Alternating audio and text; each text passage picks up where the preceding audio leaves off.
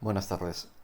En este nuevo vídeo vamos a hablar de cómo instalar y configurar un servidor de DHCP básico en Linux, en concreto en una versión Ubuntu Server 20.04.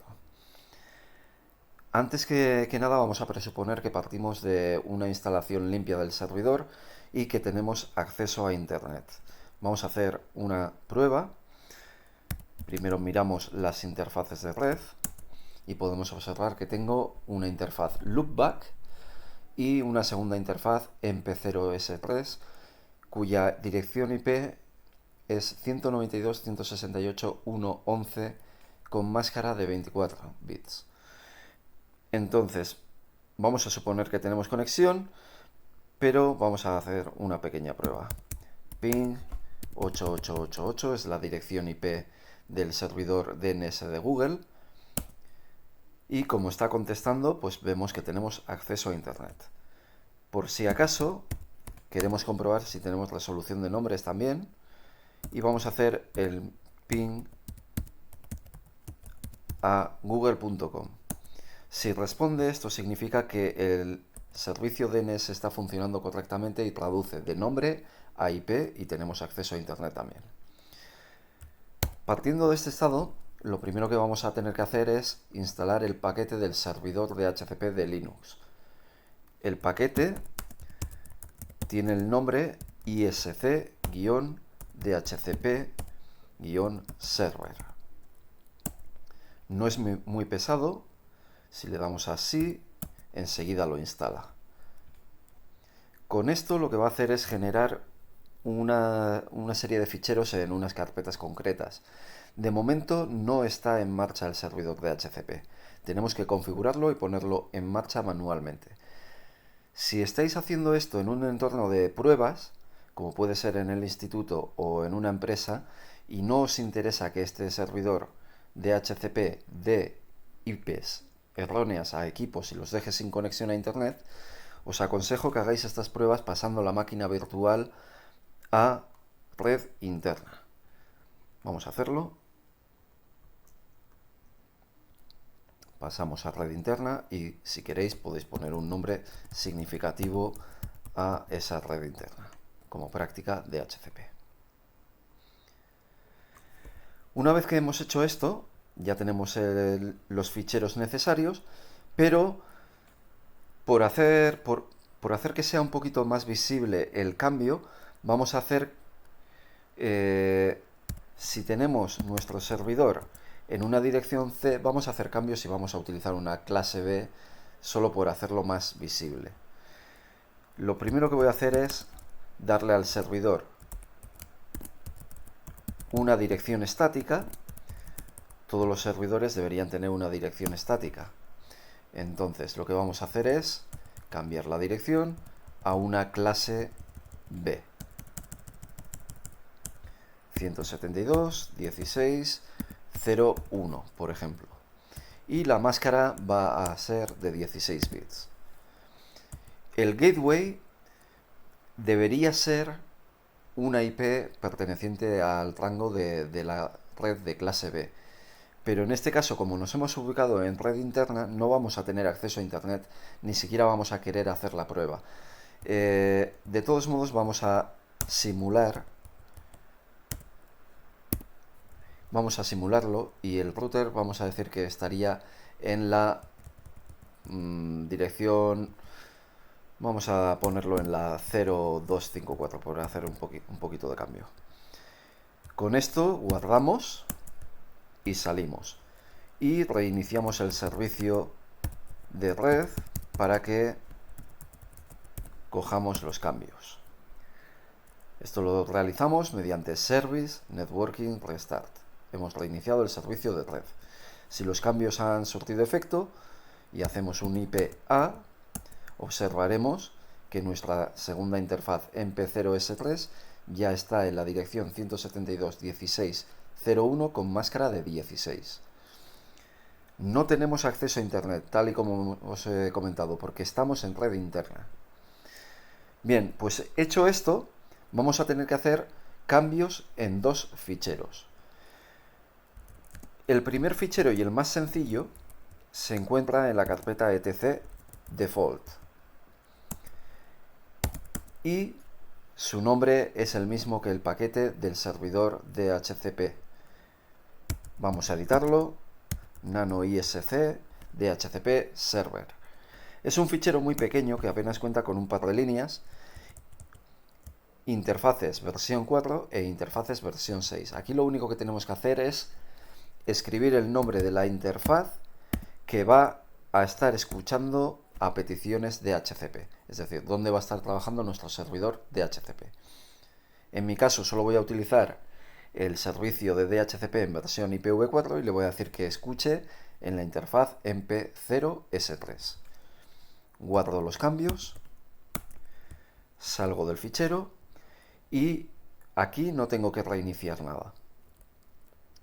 Pasamos ahora al segundo fichero, que es el más importante, el que tiene todas las opciones del servidor DHCP, y este fichero está ubicado en la carpeta etc DHCP.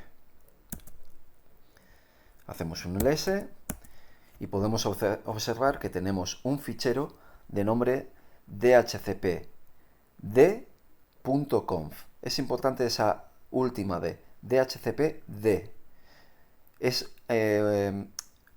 Esa letra lo que significa viene de daemon, que viene a ser el nombre que se les da a los servidores en Linux. Por lo tanto, sabemos que dhcpd hace referencia a la configuración del servidor. No confundir con el fichero dhclient.conf, que es el fichero de configuración del cliente de DHCP. También tenemos el fichero dhcpd6.conf. Sería el fichero de configuración del servidor DHCP para versión IPv6. Nosotros solo vamos a utilizar versión 4, IPv4, por lo tanto vamos a entrar a la configuración del fichero dhcpd.conf, pero antes de hacer ningún cambio vamos a hacer una copia de seguridad del fichero. En caso de que metamos la pata, siempre podemos volver al estado inicial. Vamos a hacer una copia cp dhcpd.conf a dhcpd.conf.back, y ahora tenemos dos ficheros de dhcpd.conf, el original que vamos a editar y la copia de seguridad. Pasamos a editar con nano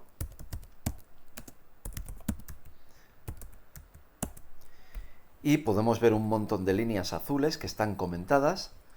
Son solo comentarios indicándonos qué es lo que va a hacer cada cláusula, o bloques de redes que nos pueden servir de ejemplo para la configuración de nuestro servidor.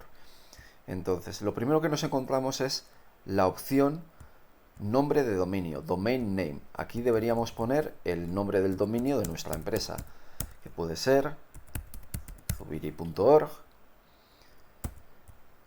La segunda línea sería la opción de los servidores de nombre de nuestra empresa, es decir, qué máquinas van a ofrecer resolución de nombre a nuestros clientes. Si tenemos máquinas internas, entonces lo normal sería que tuviéramos una o varias máquinas que nos diesen ese servicio y podríamos nombrarlo, pues siguiendo el nombre del dominio. Me acabo de dar cuenta de que he escrito aquí dos U's. Entonces, siguiendo el nombre del dominio, podría ser nameserver 1 en el dominio zubiri.org, y si tuviésemos un segundo servidor de nombres, nameserver2.zubiri.org. El nombre de estos servidores, bueno, cada administrador de redes tiene que saber cuál es. En el nuestro son ejemplos que no existen porque en esta práctica no tengo ningún servidor de DNS, pero es para que os hagáis a la idea de qué es y para qué sirve. La siguiente línea sería el tiempo de concesión de las IPs que se van a ir entregando dinámicamente a los clientes en segundos, por lo tanto 600 segundos serían 10 minutos. Y el tiempo máximo de concesión, 7200 segundos. Pasado ese tiempo, pues se tendría que realizar una renovación de la concesión. La siguiente línea en blanco nos dice cuál va a ser el estilo de actualización de DNS dinámico. No tenemos que olvidar que muchas veces nos va a interesar que el servicio de DHCP y el servicio DNS trabajen de forma continua, para que una vez el servicio de DHCP dé IPs a los clientes, que van a ir siendo dinámicas y cambiando a lo largo del tiempo, este servicio vaya actualizando en el servicio de DNS cada uno de los nombres con la nueva IP asociada. En esta práctica tampoco vamos a tener servicio DNS, por lo tanto lo dejamos tal cual, pero podría ser una opción interesante a configurar en el caso de que tengamos tanto DNS como DHCP en nuestra práctica. Si seguimos un poco más para abajo, vamos a ver que tenemos bloques subnet. Están comentados. Podemos buscar algún bloque que nos interese con todas las opciones. Aconsejo que utilicéis este bloque de aquí porque es el bloque más completo y descomentéis las líneas, simplemente quitando el símbolo de hashtag, almohadilla o sharp, como prefiráis llamarlo. Entonces desbloqueamos todo este bloque y lo editamos para ponerlo a nuestro gusto, acorde a los datos que tengamos en nuestra red. Os recuerdo que el servidor está en una clase B, por lo tanto nuestra red va a ser 172.16.00 con una máscara de 16 bits. Esta es nuestra red. Es importante que esta información sea la misma que la configuración de la interfaz de red, si no nos va a dar un error. Bien, pues para nuestra red de clase B, luego tenemos la primera línea sería el rango. El rango significa qué IPs vamos a dar dinámicamente. No tenemos por qué dar todas y cada una de las IPs que tenemos disponibles en nuestra red, ¿vale? Podemos dar simplemente un rango. Y es importante evitar las IPs de aquellas máquinas que tengan IPs estáticas, es decir, la IP del servidor no debería estar en el rango que se va a servir, porque nos puede causar algún problema. Otras IPs que pueden ser estáticas, pues por ejemplo podrían ser IPs de routers, de switches, de impresoras. Habría que evitarlas y quitarlas del rango. Bueno, vamos a hacer una prueba y vamos a conceder desde 172.16.050 hasta 172.16.0.100. Esa puede ser un rango que vayamos a conceder. Pongamos que mi interés fuese, en vez de asignar desde la 50 a la 100, asignar desde la 50 hasta la 150, pero excluyendo las máquinas desde la 120 hasta la 125. En ese caso tendría que hacerlo en dos pasos.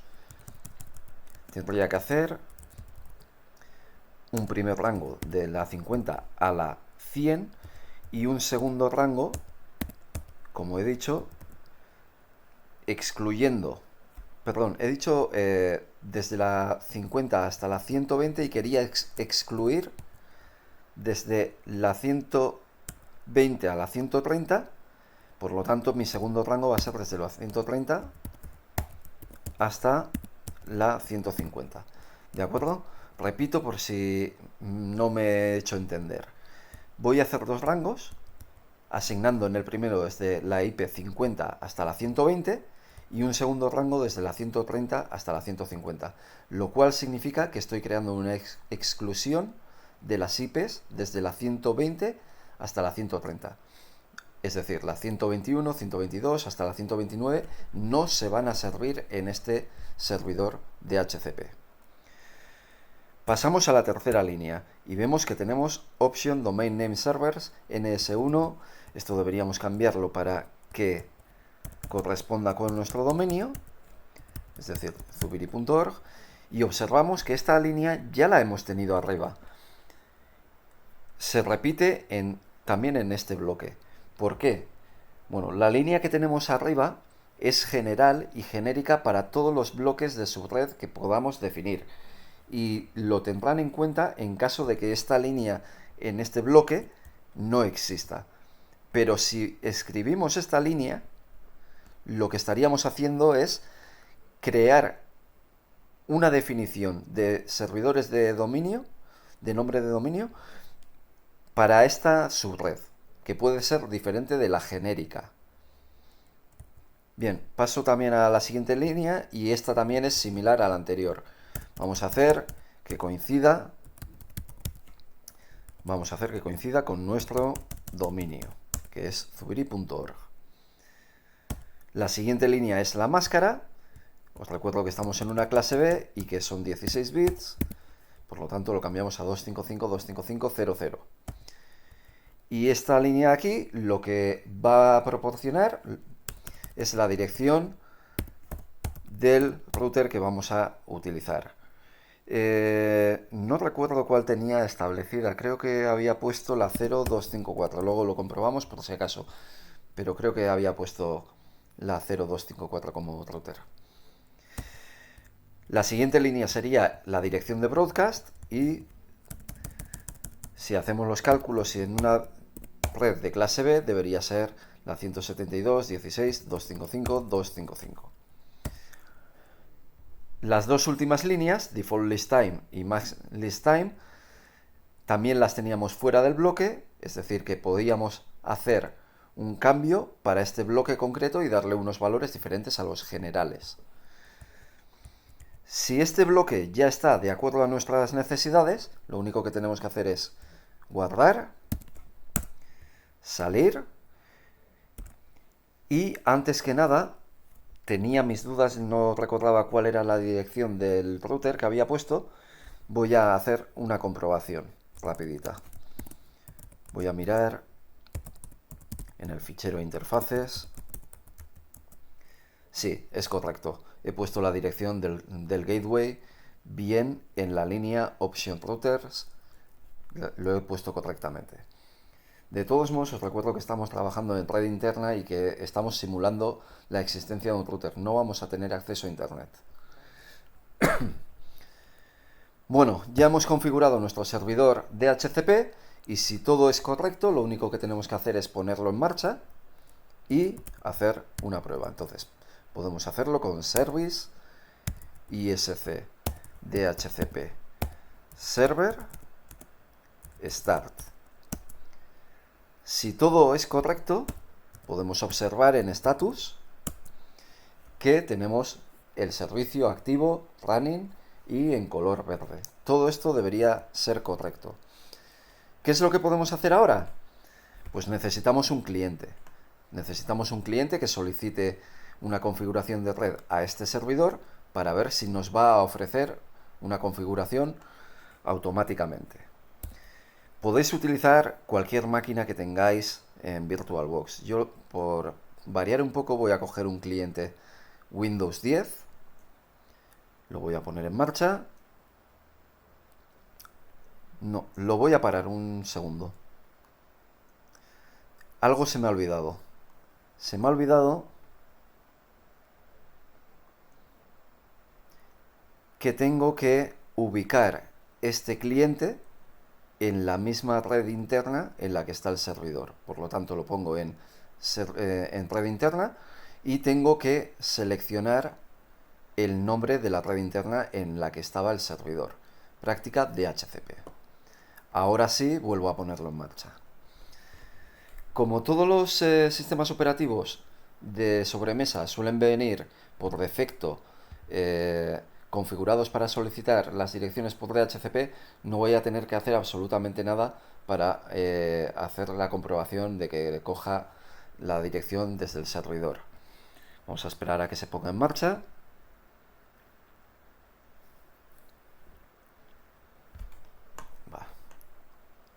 He cerrado el cliente de forma brusca, entonces está reparando.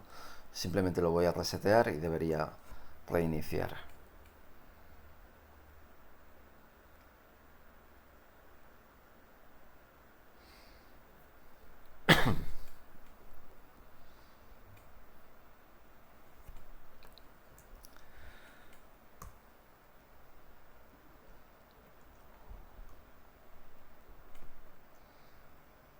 enseguida se pone en marcha, ya está en marcha.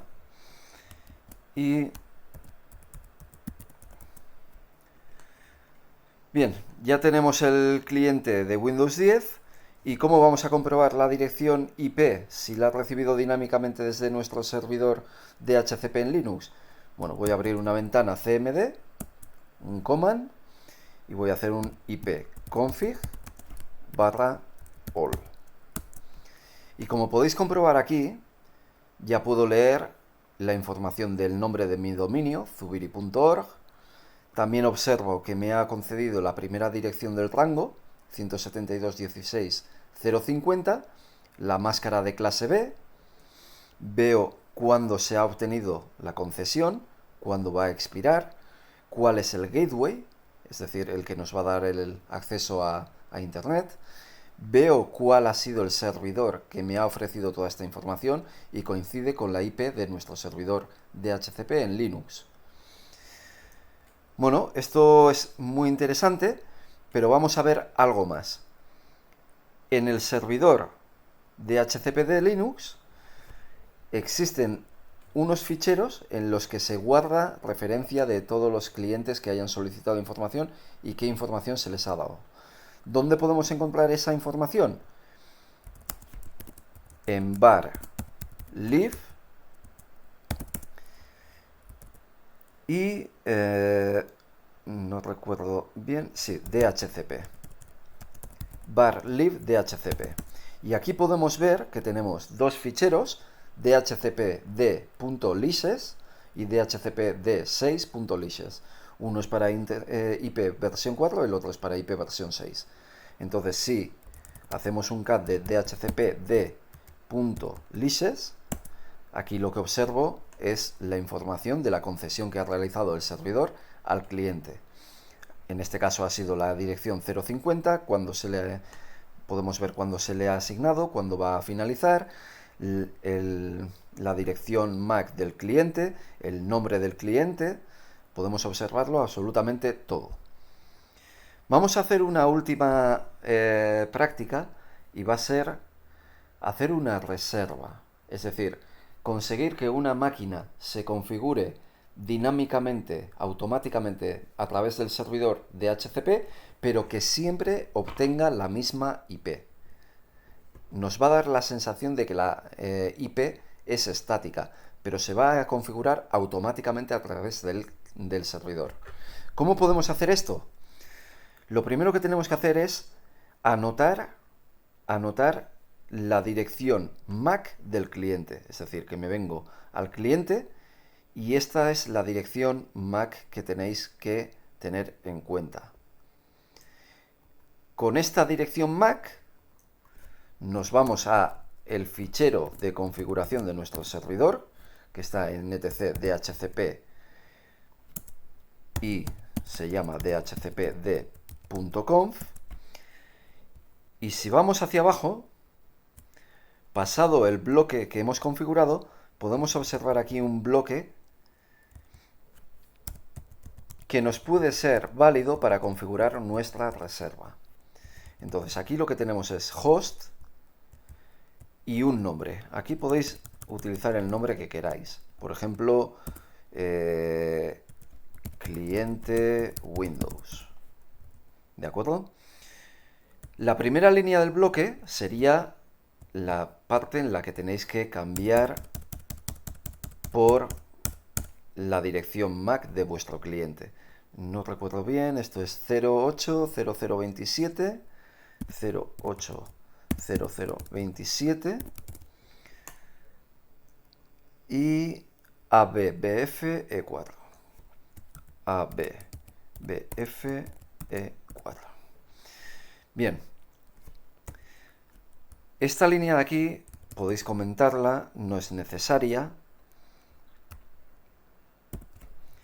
Y esta tampoco sería necesaria. Lo que necesitaríamos sería la línea fixed address. Quizás este bloque hubiera sido más útil para configurar. De todos modos, no nos cuesta mucho escribirlo. Entonces, escribimos fixed address y aquí ponemos la dirección IP que queramos que vaya a coger siempre de forma estática. Pues yo, por ejemplo, podría decir, quiero que este cliente siempre coja la dirección 172.16.0.200. Siempre va a coger esa dirección, aunque se configure de forma dinámica a través del servidor. Entonces guardo los cambios, salgo y reinicio el servicio. ISC DHCP server.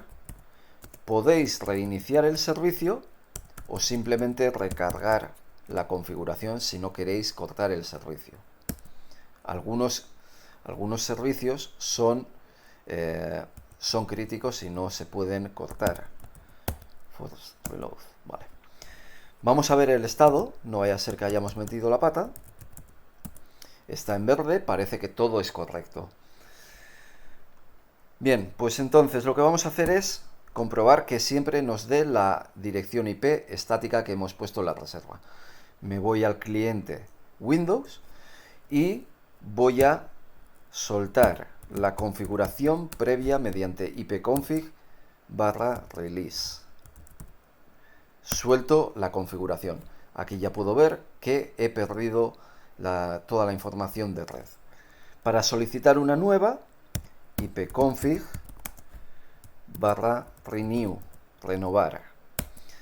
Puede tardar un poco que recupere la información, pero cuando termine de hacer la solicitud deberíamos observar que la nueva dirección IP debería ser la 172.16.0.200.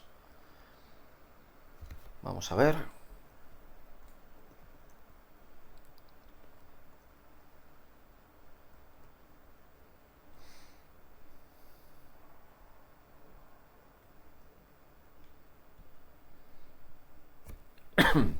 Puede tardar un poco, ¿eh?